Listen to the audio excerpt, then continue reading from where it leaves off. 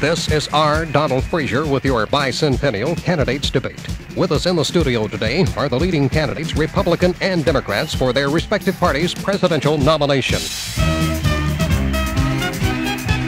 First on the firing line, Governor George Wallace from the great state of Alabama. Is it true you will not be a third-party candidate if you do not get your party's nomination this time around?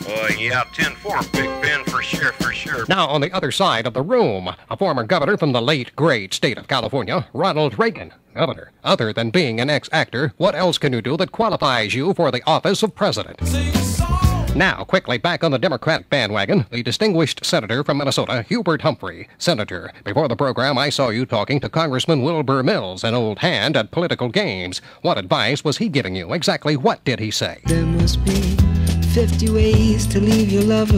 Yes, moving right along, we are honored to have with us today the President of the United States, the Honorable Gerald Ford. President, with all the Ford clumsy jokes floating around, how do you see yourself? My handle is the white knight. Thank you, President. Governor Wallace, with so many candidates trying for the Democratic nomination, do you feel you're putting any mileage between yourself and the rest? About 5 miles or so, 10, Roger. Them hogs is getting intense up here. And Governor Reagan, when did you make the decision to run for President of the United States? Late December back in '63. Senator Humphrey, I saw you whispering to Wilbur Mills again. What does he have on his mind?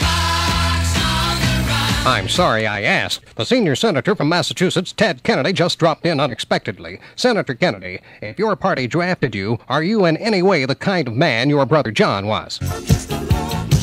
Very candid, Senator. Governor Wallace, what do you think about so many candidates seeking your party's nomination? Mercy sakes alive, looks like we've got us a convoy. Look who just walked in, the forgotten man, Vice President Nelson Rockefeller. Sir, could we have a statement? How much longer do you plan to stay in politics? It's time to say goodbye.